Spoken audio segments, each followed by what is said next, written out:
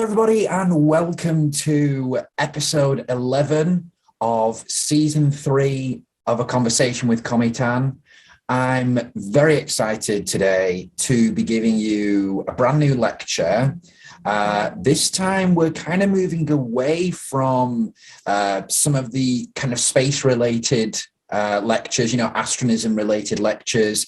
And I'm going to be giving you kind of like an update really on and an extension on the lecture that I gave to you in season 2, which was titled Recognition of Religion or Belief. And so this lecture today is going to be all about my theories and sort of the progression of my research really on freedom of religion or belief and human rights.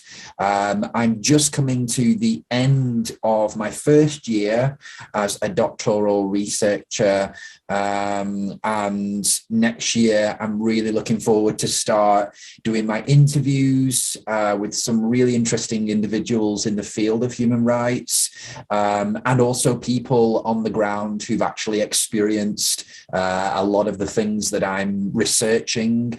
So I'm sort of got two categories, if you will, of participants who I'm going to be interviewing next year. So I'm really excited about that. I'm filming this in December 2021. This will only be published maybe in spring 2022. So that's why I'm saying next year, because we're coming to the end of 2021 now. So today, as you will see by the lovely front cover of this lecture, is going to be all about this word facilitationism. It's a word that I've created really to try to encapsulate my specific approach to human rights and religious freedom. And of course, there you can see Cometan's approach to religious freedom as the subheading. Today, of course, in season 2, I gave you the lecture all about recognitionism, recognition of religion or belief, trying to sort of identify really some of the problems that are taking place in the world regarding religious recognition and the lack of recognition and how recognition is used and misused, to the detriment of human rights conditions. Today, it's going to be a little bit different. We're not going to I don't want to rehash what I've already said. I want to go deeper into sort of the mechanics behind my theory and my method for trying to solve some of these problems. So the aim of today's lecture really is to give an outline of the sort of fundamental logic of the facilitationist approach to FORB. Oh, sorry. Go back. So that's the main aim, I would say, right at the top there. And then, of course, I want to get you guys to understand some of the main components and the complexities of recognition of religion or belief. This sort of new, well, it's not new. I don't want to say it's new, but it's what I want to do with my research is to try and refresh this area of study. People have studied religious recognition in the past, but I want to kind of re-establish this area of study, refresh it, give a new name to it, and a new vitality to it. So I want people to understand the components of RORB and the complexities of it. I also want to explain how the facilitationist approach differs from existing approaches to FORB. We're going to be looking at different types of frameworks and how the facilitationist approach contrasts with those. And I also want to suggest, how a facilitationist approach would fix some of the issues identified in RORB. And then finally, of course, to sort of understand the role of recognition in human rights provision, which is kind of more general kind of aims. So we've got quite a few aims here, got quite a few things I want to achieve, but let's get started, I suppose. Before I just do that, I just want to say a quick disclaimer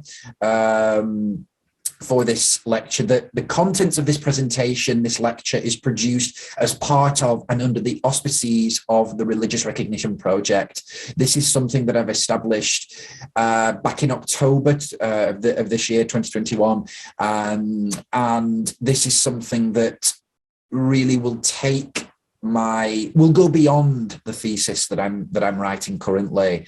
This project will sort of take RORB and religious recognition to future research. The role of the project is to say, well, look, my own Cometan's theory and thesis cannot encompass all RORB, so we're going to create what I've called RORB.org, which is a website that by the time this video will be published, the website will be up and running and people can go and visit that.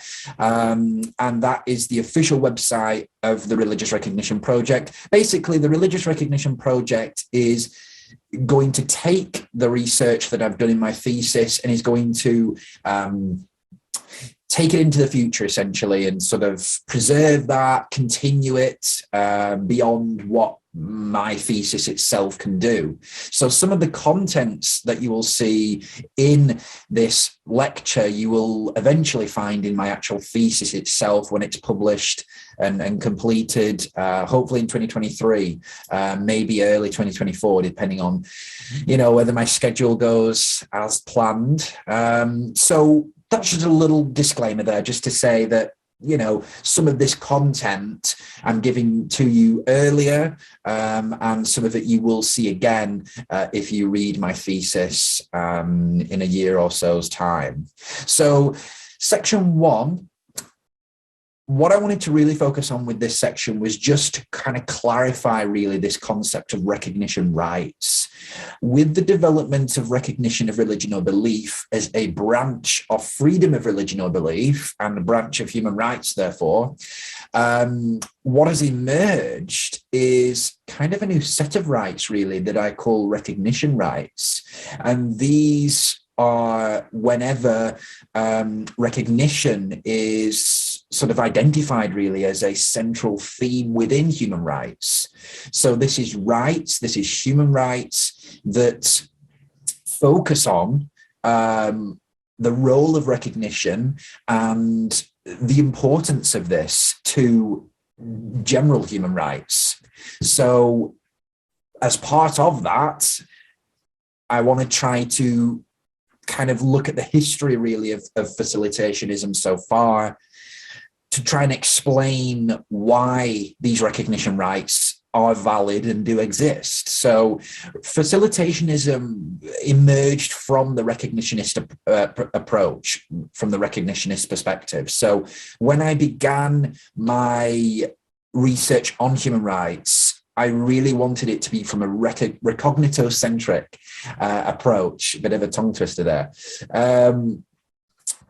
And so what emerged from that was this theory of recognitionism, looking at human rights in terms of recognition of identity, recognition of beliefs, recognition of practice, of religious practice, things like that, both in law, by the state, in society, and looking at how recognition is kind of central really to freedom of religion or belief. And of course, that's where RORB emerged from.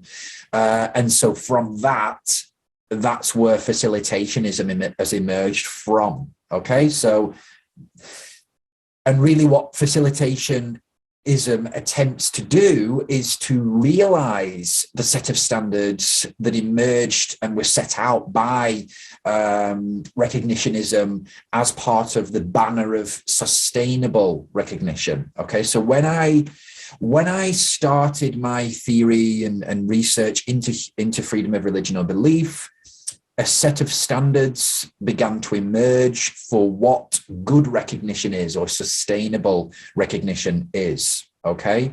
And then from that is where facilitationism came from, because facilitationism says that, oh, look, facilitationism can achieve these rights can achieve these standards. It is a method to try and achieve those. Recognitionism itself, I would say, is kind of a philosophy of human rights. It is an approach to human rights. You could say it's kind of a method, but it's a very broad method to human rights. I think facilitationism is a lot more specific. It is a lot more practical. It is a lot more specific, definitive are good words to describe what facilitationism is trying to achieve. And so this facilitationism was first sort of devised by Cometan in response to the notion that RORB was a root cause of the violation of FORB around the world. So I identified that RORB was a root cause of FORB violations. And from that, the facilitationist perspective emerged to say, well, this is how I subscribe to facilitationism. So this is how I see these problems with RORB being resolved in the world. So with that and with this progression and development of this theory, of course, new ideas emerged, as they always do, and we kind of established some kind of doctrine as to what facilitationist approach actually consists of. And this is what I'm going to be presenting to you today. So I think the rest of it on that page isn't really, I've covered all that now. I think the final thing just to say from this page is that that facilitationism attempts to fix human rights violations by making things easier. And I think that's what facilitationism, facilitation, the word, of course, means to make something easier. And I think that that's the kind of general philosophy that facilitationism is trying to approach to human rights, is to make recognition easier, is to smooth recognition out, is to get rid of some of these onerous obstacles and issues within recognition systems around the world. That's the goal, really, of facilitation and facilitationism. The episode that I referred to earlier from season 2, which focuses on sort of a general introduction to RORB, is episode 15, by the way. So if you want to check that out first, you might want to, in order to understand what I'm going on about in this, because there'll be a lot of technical terms that you won't be familiar with if you've not already watched that lecture. So now that we've sort of understood where facilitationism has emerged from, it's now easier for us to understand why this idea of there being a right to recognition, a right to be recognized, has emerged from as well. I think what we first need to really understand is that, of course, human being is really where the recognitionist approach itself comes from, which is that, human rights are and have always been intimately related to ideas of recognition, respect, integrity, identity, and those are words that are used and concepts that are used throughout the UDHR, throughout the Universal Declaration of Human Rights. And the recognitionist approach is really captured when we speak about giving recognition this central role and saying that, well, no, in order to achieve better human rights conditions around the world, there needs to be more respect for and an acknowledgement of the idea that there are that we have a right to be recognized, that you, whatever the case may be, I mean, I've written there at the bottom, you can see gender equality, gender identity, disability rights, political identity, belief identity, of course, is the one that I'm most interested in. Whatever branch of human rights that you're interested in, or that you are concerned with, or that is of relevance to you, you as a human being have a right to be recognized. You have a right to be acknowledged, at least by the state and by human rights instruments and institutions and other people in the society.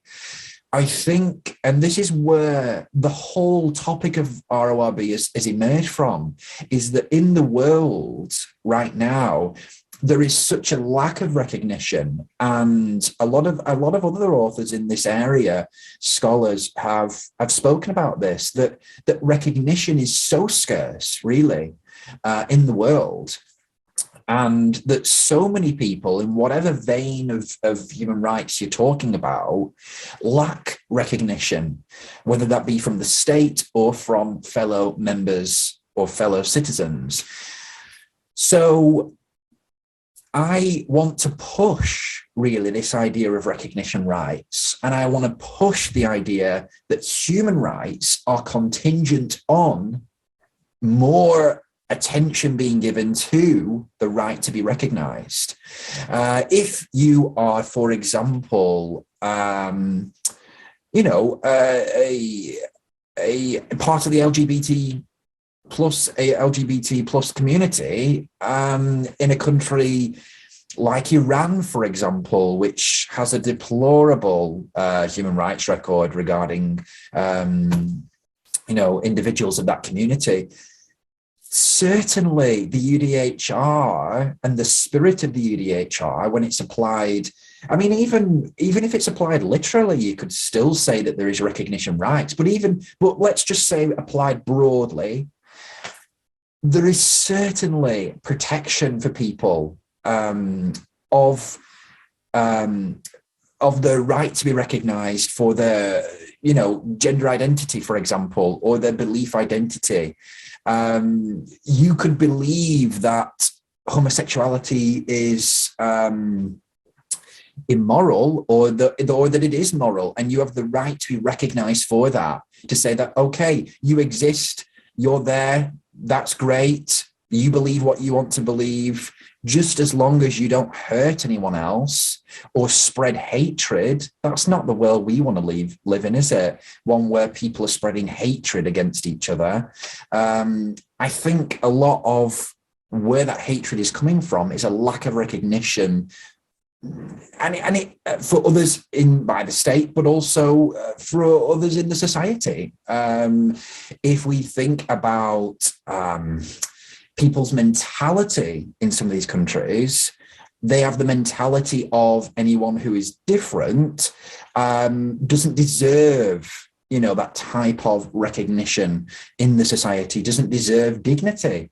This is why I've written down there, these other ideas of dignity, respect, integrity. They all go hand in hand with the fourth one, which is recognition. A lot of religious minorities, the reason why they are facing persecution in countries is because there is a lack of recognition, dignity, integrity, and respect afforded to them, both by the state, but also, crucially, by the society itself. So I really, really think that recognition rights and the right to be recognized in whatever vein you're talking about, that is the ultimate and one of the root causes, I would say, to ongoing violations of human rights. And what I just want to go back to quickly is that example of Iran and the LGBTQ plus community. Of course, people have the right to be recognized if they don't believe in something, if they don't believe something is moral. For example, I believe that abortion is immoral, in my opinion, but I don't think that I have the right to force that onto someone else, force that idea onto someone else through legal means. Do you know what I mean? So when they talk about abortion laws, I don't agree with abortion laws. I have my own personal belief. I don't believe abortion is right. But I accept that other people have their right to be recognized if they do believe abortion is morally right, or ethically right. Do you know what I mean? So I think that it's that kind of, it comes back to that kind of mutual respect, doesn't it? You can see how recognition, respect, dignity, and integrity are interlinked in that sense. If you want to be recognized for your beliefs, for your identity, then you have to understand that other people have also that same right to be recognized, given dignity, given integrity and respect for their beliefs. Of course, in places like Iran and Saudi Arabia and wherever else, where attacks on certain groups, whether that be religious minorities or LGBTQ plus persons, in these places, the side that says that those things are wrong has taken over, and it's not given any kind of dignity, integrity, respect, or recognition to people on the other side who maybe are that part of that group or believe that group is moral or right or side with that group. Okay, so it's about, ultimately, it comes down to mutual respect, and it comes down to mutual understanding that other people exist in the world, which is, it seems to just be, for some people, a very hard thing to understand that yes, indeed, there are other people in the world who don't believe what you believe, who aren't like you, who don't belong to the same group as you, and that's fine, and that's okay. And that we shouldn't be violating their rights, violating their human dignity, just to force our views onto them.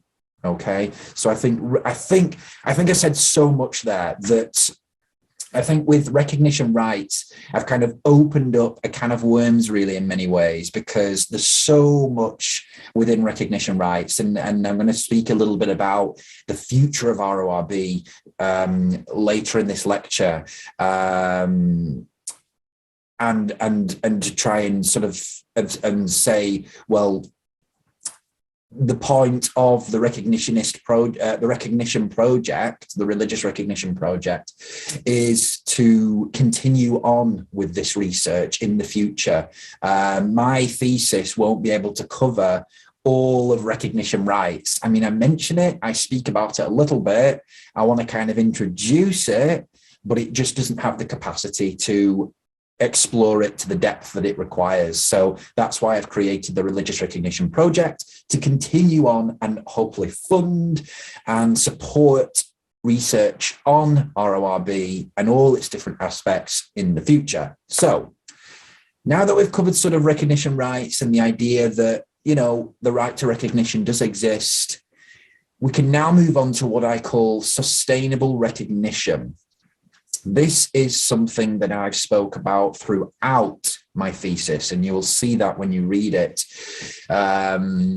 next year. The banner of sustainable recognition is what I use to kind of set out a lot of the standards for recognition of religion or belief. And it is sort of the initial, and I say that in the nicest way possible, it's sort of the initial, the first draft of standards and principles of religious recognition that I want to assert, and that's what sort of recognitionism, but also facilitationism follow as the pinnacle of RORB. Okay, so I've set out what sustainable recognition is in my thesis. And of course, recognitionism insists that recognition plays this invaluable role in the provision of human rights. And so identifying this set of standards has been really important, making them, obviously these are, the goal here is to achieve positive, but also, as I've put there, maintainable forms of recognition and recognition systems that are maintainable. And again, it's kind of, I use that interchangeably with sustainable. There's no point in setting out standards that are unrealistic or that are just not practicable at this stage of where we are with RORB conditions. I think that what I've tried to do with the sustainable recognition banner and the standards that are part of that is to try and get that kind of happy medium really between where we are and where I'd like us to be in the future. And of course, facilitationism builds upon this concept of sustainable recognition by kind of offering a methodology. So the third part of my thesis explains what sustainable recognition is. The fourth part of my thesis, which you could say is kind of the pinnacle of it, wants to assert, well, this is how we're going to achieve these standards. This is how to do it.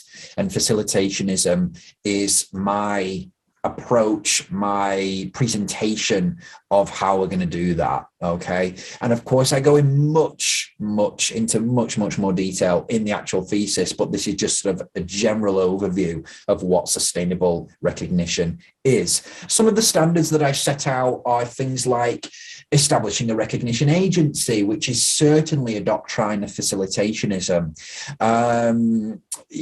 Just getting rid of restriction tools that I've identified, getting rid of narrative tools, getting rid of onerous obstacles within recognition systems, making countries secular. That's a really big one. That's a really big stipulation for sustainable recognition.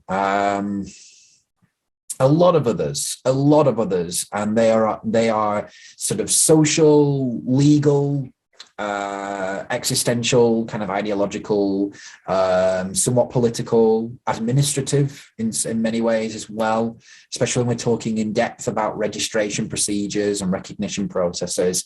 So there's a lot that is encompassed by this idea of sustainable recognition. And so facilitationism is going to try to solve that. So, of course, within facilitationism, then, as we move into section 2, there are certain doctrines that facilitation holds to.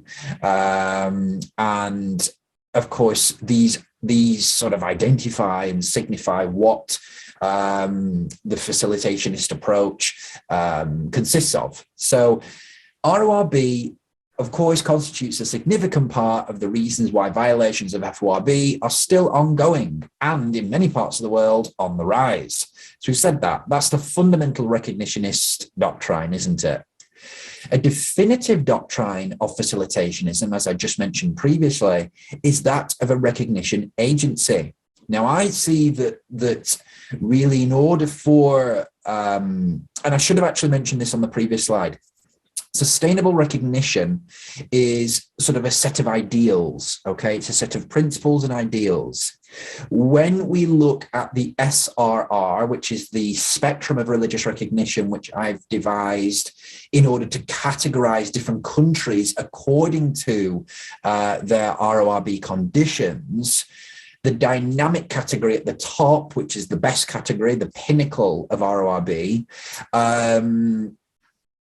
that is what is used, not synonymously, but you could say that a dynamic recognition system is a manifestation of sustainable recognition, okay? So that's why a recognition agency has been intertwined with what a dynamic recognition system is. Okay, so when you read the SRR, you'll see that a recognition agency is a fundamental component of a dynamic recognition system.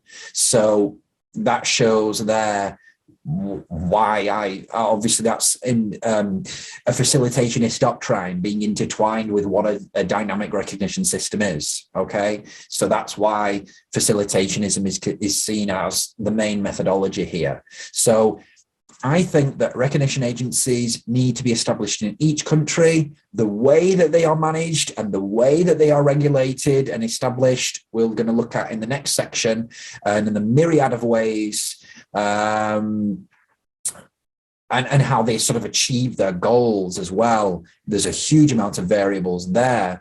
But I think what the central function of a recognition agency, which would be a kind of independent regulatory authority or quango,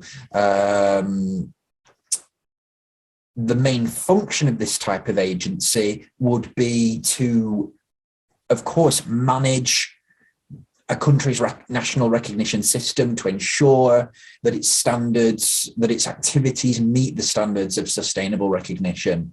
And of course, a part of that is that recognition agency being independent from the state, that recognition agency having the authority to conduct activities independently, and of course, the types of recognition that that agency bestows need to be equitable and visible. Okay, so there's a huge amount there that has developed, and from this sort of core facilitationist doctrine, there has emerged huge amounts of variables and huge amounts of approaches really to how to go about establishing this kind of recognition agency. Because essentially recognition systems, of course, at this stage, recognition systems do have a life of their own. They are run by states, state officials, but in the way that I see them, I think that a recognition system really should only be made up of policies, principles, laws, and things like that. The recognition agency is the one that actually does the actioning of it, okay? The actual actioning of recognition and registration, whereas the recognition system is the kind of structures, legal, social, and things like that, financial, those types of structures is what comprises the recognition system. So that's different from what is the current status quo in the world, where those two things are kind of merged. You know, in places like China, the recognition system makes the decisions and actions, but it also consists of the laws, the policies, the structures for recognition, okay, and registration. So what I want to try and do with facilitationism, the facilitationist approach, and trying to create this recognition agency is to try and kind of detach really the recognition agency from the recognition system. Okay, I want to try and detach those two things and sort of have the recognition agency managing the recognition system. I know that might seem a little bit confusing, but hopefully as time goes on, these things will become more clearer. And of course, as these things get more traction in the field and they start seeing implementation, we should see a much clearer understanding of what I'm trying to say in a practical sense, you know, how this would actually work in a practical sense. But yeah, I do think that the facilitationist approach is talking about splitting really the duties really of RORB between a recognition system and a recognition agency. The recognition system really kind of just consists of ideas, principles, structures, whereas the recognition agency actually does the actions. It's actually overseeing, monitoring, and does the actioning of those structures, okay? So facilitationism originates from the concept of facilitation of religion or belief, which may use the acronym FORB, which of course should not be confused with freedom of religion or belief, which also uses that same acronym. I'm trying to think of a new acronym that it can use, maybe FRB maybe in the future. So it comes from this idea of facilitation of religion or belief, which of course, these are counterparts to RORB and FORB, and it kind of comes with its own distinct goals and its own distinct sort of areas of focus in a way. These primarily include cultivating a society in which diversity of religion and belief is championed and in which the state supports religion and belief, whether new or old forms, and seeks to engage with a variety of groups to progress thought. Okay, so what I'm trying to say there is that from the recognitionist perspective, and especially from the facilitationist perspective, we want to try and create a society where diversity of belief is championed, where being different in what you believe and your belief identity is not socially or legally or governmentally persecuted or discriminated against. And of course, that means whether that is a practical thing right now, it is an ideal. It is an ideal. It is something that I want to try and achieve for the future. I want to try and cultivate that. I just think, and I think the most important part about what I've just said there is the idea, the last couple of words there, to progress thought. That's what I'm most interested in, particularly as the founder of a new religious movement like Astronism. I think that the whole of religious and philosophical history has been really curtailed, really regressed by whenever persecution of new ideas and new thoughts and new groups has taken place. I think that in order to progress thought for the future, we need to create societies that champion that champion thought, that champion new ideas. Maybe that means reducing the importance of tradition. Maybe that means reducing the importance of religious institutions. I don't know quite to what extent that involves reducing those types of things. But I think that is the way forward for the future. I think that will bring about a better future in which each country's national contributions to thought and belief will be improved and progressed through diversity of belief. If you think about it, how much really has places like Saudi Arabia and Iran, for example, in the last 100 years or so contributed to thought? I wouldn't say that much. Also China as well. Think about what they could have done if they'd allowed their citizens to have a myriad of beliefs and practices. Think how things could be different in the future if people were allowed to think freely for themselves. I think it would be a lot better world if we were allowed to do that in some of these countries. So, and also in this country as well, in the UK, you know, there was hundreds of years where people weren't allowed to express their beliefs and ideas. Think about this sort of slow progress that causes. It's really not the society that we want for the future, is it? And it's really not a society that kind of champions human rights. So that's, I would say, the ideal of facilitationism.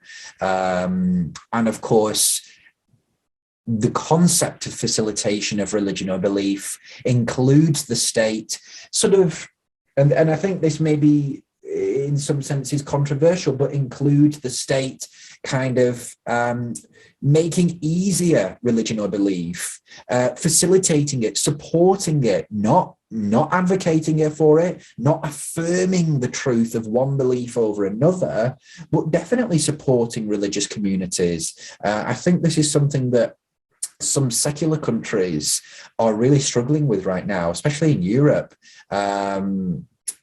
Is this idea that, well, because we're secular, we can't kind of support different religious groups because we're a secular country. Well, the thing is with that is, to be honest, that's not supporting secularity. That's supporting more kind of a hyper-secular country where religion and belief are not championed, or not, the diversity of religious belief that exists in the country is not championed by the state and is not supported. I don't know, it just doesn't sit right with me. When you read, I think it's the European Convention textbook. If you read that and go to the religious freedom section, the final sort of conclusion that the scholars have made so far is that the convention lacks kind of support for and sort of an explicit understandings of what it means to be secular, and what it means to support religion and belief, and what it means to be recognized as a religious group or a group or a GBOB, which is what I call groups based on belief. I think that's where we're at. It seems that's where we're at in scholarship. There seems to be this sort of, we've reached this kind of, how a train reaches the end of its line. That seems to be where we are at. What I want to try and do with my research, and I don't think that my singular thesis will achieve this. I think it will be a lot of different things that will come together to achieve this, is to create new tracks in front of that train, is to extend the tracks in front of it, to say, well, no, this is we've reached kind of the buffer at the end. We've reached this kind of end. I don't know what they're called, those things at the end of the train line, but we've reached that. No, we need to take that away and put some new tracks in front, because there's so much more that needs to be understood and gained consensus on. And part of that is how secular countries deal with religion and belief in their society. I think the UK is struggling with that at the moment. I think that France is struggling with this. There are different stages to how places like China are dealing with religion and belief and how they approach RORB. Of course, they're at different stages. They're much better conditions than China, but they're still not dynamic. They're still not perfect. They're still not reaching this ideal of progressing thought. And in many ways, I think that in the UK, especially, we've kind of regressed a little bit, it seems, in the last couple of years, and also in the United States as well, which is kind of worrying, really, in the degree to which we are progressing in thought. It's become a very hostile environment for people, particularly on social media as well. There is a lot of militant atheists, and that's fine. That is absolutely fine. But the discourse on social media against religion and belief just seems so insipid. It's so kind of toxic and septic. It just doesn't create a good environment. And I think that the state, it seems, is kind of, especially in places like the UK, and the United States, there seems to be this kind of offhand approach. And I speak about this a little bit later on, where the state is kind of just leaving it to the citizens, doesn't really want to get involved in supporting or when I say religion and belief, I also mean atheist organizations. Next year, I'm going to be speaking with the head of Humanist UK, Andrew Copson. I'm really excited to speak to him because he is head of a non-religious institute that still has a belief identity. So I'm really excited to speak with him and to get his understanding of recognition of religion or belief and the discourses that are taking place and to be a force for good, and I kind of want to challenge him as well on how his organization and other atheistic organizations need to be careful about not inciting, indirectly, of course, hatred against religious groups. I think that's really, really something they have a responsibility to do. Kind of strange environment that's taking place right now. And I think that we need something like facilitationism to kind of bring this back and create an atmosphere where, whether you're an atheist, whether you are a religionist, or whether you're just spiritual, create an environment where the state is facilitating that, is making nice, is easing the communities, easing the discourses that are taking place, easing the kind of recognition systems as well, and the procedures that are taking place. Went a little bit off topic there, on a bit of a tangent, but hopefully it sort of hopefully you can grasp the importance and the sort of gravity and complexity of some of these topics that we're discussing today. So let's get back on track to the necessary attributes of a recognition system. These are still part of what I call sustainable recognition.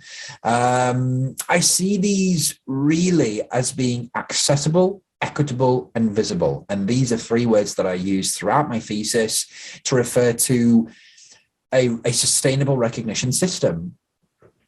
Of course, such a system needs to be accessible. There's no point in having a recognition system that applicants, groups, and people seeking either recognition or seeking information about recognition, where they can't contact that system, where they can't easily interact with that system.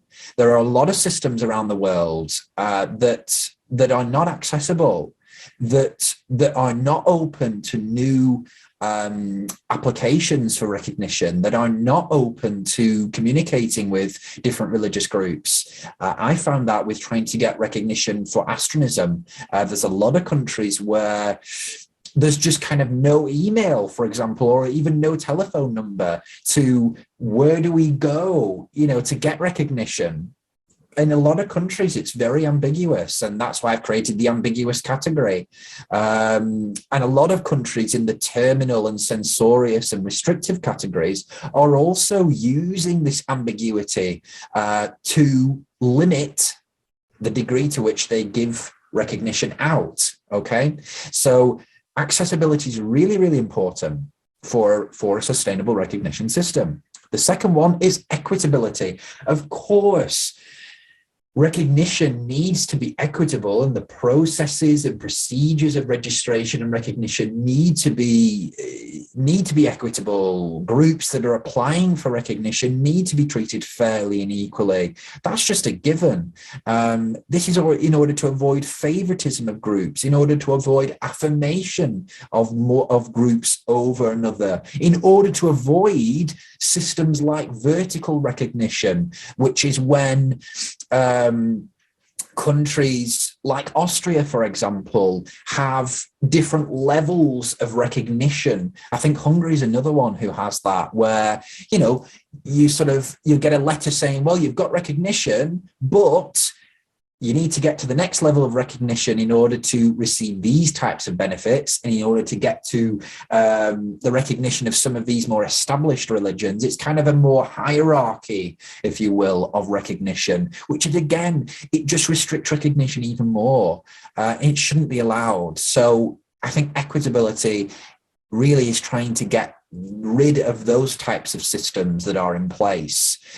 So, and then the final one, which is very interesting, visibility. the characteristic, the attribute of visibility is essential for a sustainable recognition system. There is no point in bestowing recognition that is not genuine, that is not actually meaningful. Okay, there has to be some meaning to it. So countries like China that recognize Catholicism, for example, that engage in pseudo-recognition, but actually don't recognize the Holy See or the actual Catholic Church, that is a form of where the recognition system is not visible. The recognition has not been genuinely bestowed. It doesn't have any meaning to it. Okay, and we find that in a lot of countries, just because certain Christian groups are recognized in Russia does not mean that they are treated justly and that they are treated correctly. Okay, so in places like that, there's a real problem with the visibility of recognition. Okay. Then we move on to, again, what are the necessary characteristics or attributes of a sustainable recognition agency? I think I might have already spoken about these in a couple of other slides, but let's go over them again in more detail. We've got authority, autonomy, and accountability, the 3 A's. Of course, the first, authority, states that the agency must hold the same authority in its decisions and implementations if the state itself had actioned them. So there's no point in creating an agency that doesn't have the same authority, capacity to make decisions and implement them as if the state had done. There's no point in having an agency otherwise, because what real strength and power does that agency wield? In cases where the agency doesn't have that type of authority, the state is likely the thing that keeps the agency down and is controlling the activities of that agency. Okay. The second necessary attribute is that of autonomy. The agency must be independent of the state in its activities in order to avoid politicization, but in order to avoid just that closeness between RORB and the state. It's just not worked in the past. You get things like state religions emerging, and you just get situations where human rights and FORB suffer, essentially, when recognition of religion or belief is intertwined with state. So we need that autonomy. Thirdly, and very importantly, a recognition agency that is sustainable must be accountable to the public for its actions. One way of doing this is by producing annual reports. And also, maybe the agency itself is regulated by an independent regulator. Maybe that is the only way to do it, to ensure that the agency is acting in the way that it should be. Regulation of regulation, maybe that's the way forward. I don't think that's worked in the future. Again, this is in the past, sorry. I think this is where some of these ideas is what facilitationism has raised. Some of these problems don't have answers yet. I'm trying to answer them through my thesis. I'm not going to be able to answer them all. What I like to be able to do is try to come up with different approaches and then maybe whittle it down to 1 or 2 approaches that could work. That's what I tend to do in my thesis. So, and this, just moving on to section 3 here, is kind of rounds off very well what I've spoken about in the previous slides, because I just thought of this actually last night, funnily enough, when I was just looking through this lecture, ready to do it today. And I actually had this idea of facilitology. I had this idea and I thought, well, we need to create a discipline of study to deal with all these things, with all these variables and all these concepts and ideas, we need to create an area of study to do this. So I thought of this idea of facilitology, the study of RORB, the study of recognition of religion or belief. And so what facilitology will do alongside the religious recognition project is it will encompass all the research that is taking place on RORB, and it will kind of encompass as well all the different approaches to RORB, all these different things that I've spoken about previously, but also that I'm about to speak about. It's going to encompass all of those. So that's what I love about that idea of facilitology, and really looking at what is the study of RORB and trying to bring that forward into the future and to continue this type of research. Continuing with facilitationist doctrine, of course, a core part of facilitationism is the development of what it means to establish, constitute, reconstitute, and manage a recognition system. A significant part of this area of study also includes studying the approaches to organizing and managing the recognition agency itself, as we've just begun to explore. Identifying these different actions and variables. I explore this in my thesis, and I've identified 7 different sort of actions, really, that a recognition agency can engage with, and also a recognition system as well. They are activation, administration, capacitation, dismantlement, relinquishment, operability, and functionality. I refer to these as actionals, okay? These are things that can be actioned. These are kind of types of actions, in a way, types of activities, okay? And of course, altogether, facilitology is what I now call the study of recognition systems, the study of recognition agencies, and more broadly, the study of RORB itself. I love this slide, actually. I love the different theme there, actually. It's really cool. So just going back to these actionals and just sort of picking these out a little bit more and going more in depth in these. We've got activation. So this is how a recognition agency is set up and managed thereafter. Okay, so how do we go about that? What are all the different approaches to going about that action? Okay, this is what I'm talking about here. Administration, which is how an agency may manifest itself. So is that agency going to be managed internationally, nationally, independently? What are the different approaches to how it is going to be administered and how it will manifest? Okay. Capacitation, what a recognition agency is given the capacity to do. Okay, so if it's the state that is managing the recognition agency and managing the recognition system, what has the state given the recognition agency the capacity to do independently of the state? I should kind of put that there, really. What does the recognition agency have the capacity to do? Okay, and so there's a lot of things within that. Okay, there's a lot of variables within that, a lot of approaches to that. You've also got dismantlement. So how do we go about sort of reconstituting the current recognition systems that are in place? I mean, this is a huge topic.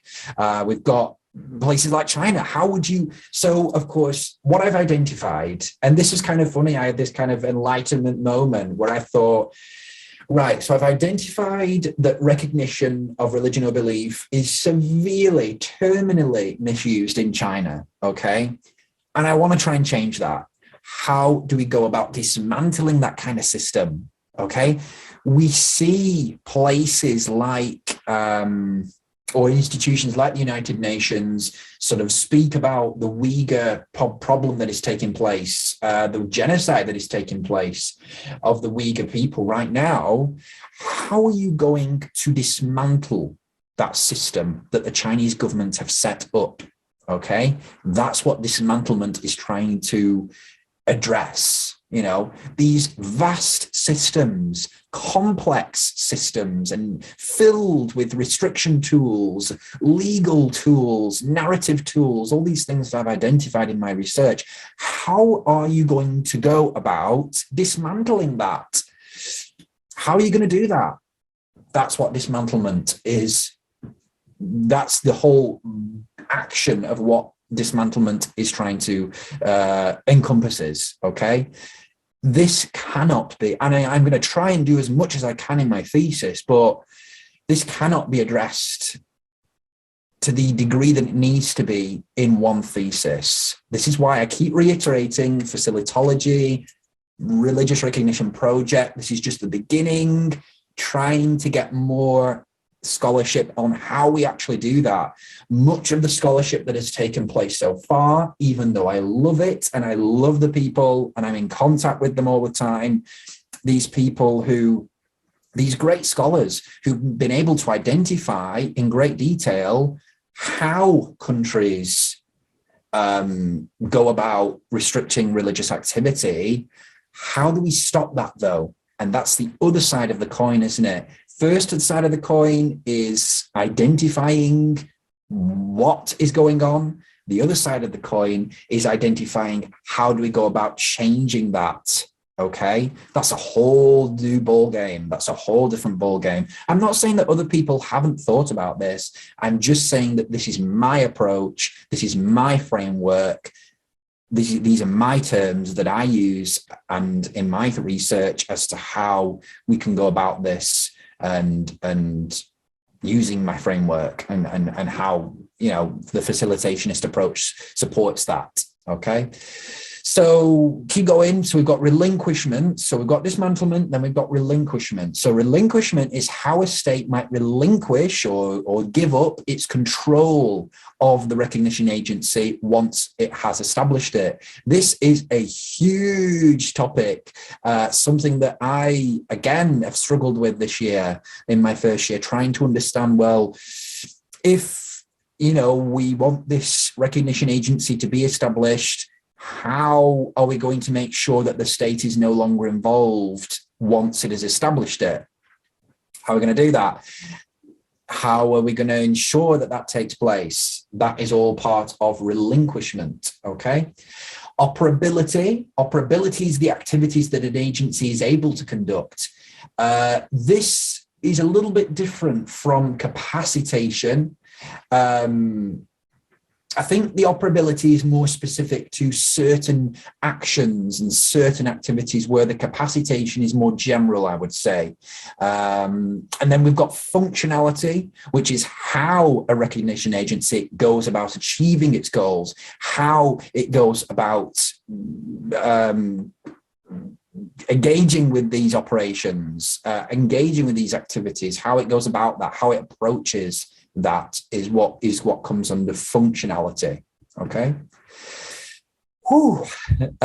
We've got activation. So here are just some theories that I've thought of so far as to how we might go about through activation. I'm not going to go through them all because we'll be here all day, and I want to kind of keep this lecture it's probably over been an hour already, but I want to kind of, I don't want to go be sat here for ages trying to go through this. But if you just pause now and just take a look at some of these theories that I've created as to how we could go about activation.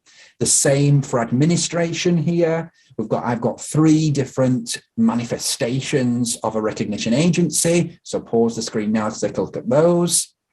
Capacitation. This is what I meant before when I said that capacitation is more broad. So capacitation looks at, is the agency only able to recommend things? Does it have the capacity to declare things publicly? Or does only the state have the capacity to do that? Or does it have the capacity to implement things as well? So does it have the capacity to make decisions and implement them? Does it only have the capacity to make decisions but not implement them? Leave the implementation of those decisions to the state?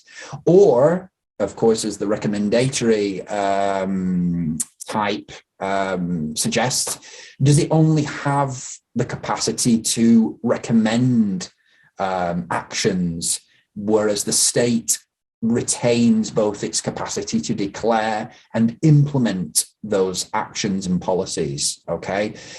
The recommendatory agency, an example of that is USERF, which is in the United States, which could be seen as a kind of, or could in the future, hopefully be seen as some kind of recognition agency, I hope.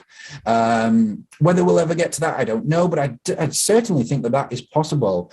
The recommendatory, but USERF really remains recommendatory. It is subservient to the State Department. I mean, recently the State Department, I think, correct me if I'm wrong in the comments, but the State Department recently declared that Nigeria was no longer classed as a country of particular concern. And I think USERF was really not happy with that, because that defied what USERF has said in their 2021 International Religious Freedom Report as part of its recommendations. So that is an example there of how the independent agency has made a recommendation, but the state has not followed that. Okay, the state has not declared that, and it has not implemented that recommendation. So that shows the lack of authority. We go back to authority from before, this necessary attribute, that lack of authority, capacity to really make decisions is lacking for USERF in that sense. So we've also got dismantlement. I've thought of three approaches so far to dismantlement. Again, hopefully by the end of the thesis, at the end of my research period, I will have thought of more approaches, more detailed approaches as well, which you will find in my thesis when it's published. Again, relinquishment. There is three approaches that I've identified for relinquishment. Operability, ontological, processual, monitorial, and facilitative. These are four different modes or agency modes. These are how the agency sort of the types of activities that the agency is able to conduct. So is the agency monitoring activities? Is it facilitating activities? Is it engaging in and managing recognition processes? Is it able to do that? Is it given the capacity to do that? And then functionality looks at even more specific actions, and I've listed some there. Again, when I've published my thesis, these will be a heck of a lot more detailed as time goes on. And of course, with the development of the recognition project, there'll be a lot more about this in the future. So just as sort of the final section really for this lecture on facilitationism, I want to just quickly cover the religious recognition framework, which is, again, a core part of my thesis. So you will see this when my thesis is published. But these are just some of the things that have emerged so far from my research at the end of year one. A core aim of my doctoral research is to create a framework within which my approach to religious recognition, which is of course called facilitationism, may become more actionable. Okay. Indeed, a product of this approach of this framework is the approach facilitationism itself. Of course, part of that product of facilitationism is developing the framework more, developing these two kinds really of components of this framework of religious recognition. The first is recognition type, and the second is a recognition vehicle, okay? A recognition type signifies what kind of recognition is being sought after, while the recognition vehicle is a means to achieve such recognition. This is just a short, very simple framework that I've come up with so far for these types of components. Of course, we've got state recognition, social recognition, and commercial recognition of RORB, of religion or belief. Of course, the state recognition is manifested through, or is made a vehicle through, the recognition agency. Interfaith recognition and recognition through charity work and NGO work is social recognition. Those are vehicles for social recognition. And then recognition through trade and commerce, of course, are part of commercial recognition. I think as time goes on as well, these components of religious recognition will become more abundant. There will be more of them, hopefully. We definitely want more vehicles. The more vehicles to recognition that we have, the more tools we have to achieve these kinds of recognition, okay? These different kinds of recognition in terms of like state recognition. You know, is there any other way to achieve state recognition other than a recognition agency? I don't know at this stage. I don't think so. Hopefully in the future, there might be other types, other vehicles. So, of course, we've got these different framework components. What I mentioned at the beginning of this lecture was that there are other types of frameworks that are already out there. Some two simple ones are Granger criteria, the UK's Granger criteria, and then what I also call the Williamson criteria, which is also part of the UK. These are frameworks that consist of criterions that really are trying to establish what is recognizable, what types of beliefs and what makes a belief recognizable and also protectable in law.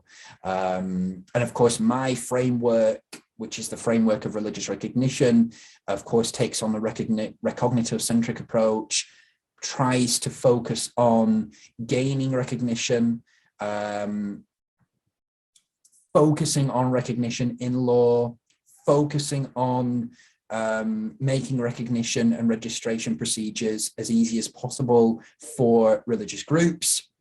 And really the aim, of course, of the recognitionist and facilitationist approaches is to achieve as much recognition as we can for all types of belief systems, GBOBs and BBOs, okay? That's the whole process, okay? That's the whole point of this facilitationist approach, okay? So I think that the framework next year, definitely as I conduct my interviews, will become a lot more developed. And this is just from year one, what has emerged really. And this is not everything. This is just some of the things that I wanted to talk about as part of facilitationism today. So just a little quick note before we end this lecture, just on the future of RORB, because I mentioned this earlier. I want to reiterate that firstly, RORB is of course new in terms of this category of RORB as a branch of freedom of religion or belief. That is new, and I want to develop that as much as we can. I want to promote recognition of religion or belief and religious recognition as much as I can through my academic career, but also in my human rights advocacy. And of course, there is so much more, and I hopefully that has been grasped by this lecture. I know that this lecture may come across a little bit discombobulated, love that word, discombobulated at times. The point of that is, and I think that shows that this topic of RORB is still in its infancy. There is still so much more that needs to be hashed out really and expanded upon, and that is the future of RORB, I hope. And so through that, what I'm creating at the moment is RORB.org, which will be published in 2022. And that it will be a prime space for resources, more understanding of RORB, what it is, our goals, the campaign that RORB is, and also be able to develop ideas within RORB even more beyond what my research and the singular thesis that I'm writing is able to do. For example, I'm including all of my all of my religious recognition around the world table, which looks at all the restriction tools in each country. I'm including that on RORB.org, taking it out of my thesis and putting it on the official Religious Recognition Project website. So there's a lot taking place there, and this is just in its infancy. What I really find ironic, and if you read the bottom paragraph there, it says that, is that the RORB, recognition of religion or belief, as time goes on, hopefully will gain its own recognition. So how ironic is that? You know, that's the goal, is that recognition of religion or belief will gain recognition from the United Nations and other human rights institutions and human rights instruments and documents. Okay, so that is the goal. That is the ironic goal of recognition of religion or belief. Hopefully through my work and the work of others and the support of others, that we'll be able to do that in the future and get a more recognitionist and hopefully facilitationist approach into freedom of religion or belief and human rights more broadly. So that is the goal. That is the future of RORB, I hope. And that is the future, hopefully, of my research. So I really thank you all for listening today. I hope that this lecture really kind of gave you a good grasp of what the general thesis of my research is coming to at this stage, a year in. I'm sure in a year's time, the core goals of my research won't have changed that much, but certainly the development of these ideas will have changed. And so hopefully I will be sitting here in a year's time, giving you a even more developed lecture, and even more developed, in-depth understanding of RORB as RORB keeps progressing and developing. And that is what's just so exciting. And then, of course, not long after that, I will then be publishing my thesis, which will act really as kind of hopefully the jumpstart of my practical entry into the field of human rights, and will sort of lay down the gauntlet, if you will, as to my my career in human rights advocacy and also human rights scholarship. So thank you all for listening. I'm now going to shut up and let you get on with your day. I hope you enjoyed this episode 11 of season 3 of A Conversation with Cometan. Please, it's the mid-season break, so you won't see me now for, I think, about a month. So we're having a mid-season break. We've done 11 episodes so far. We're having a mid-season break, so hopefully we will be coming back, I think sometime in maybe April, because this is coming out in March. So hopefully we'll be coming back sometime in April. And for the second half of season 3, I hope you've enjoyed this lecture, and I hope you've enjoyed the first half of season 3 so far. And I think there's all that's left to say is keep looking up at the stars, just to get that little bit of astronism in there. So goodbye, guys, and I'll see you in the next episode.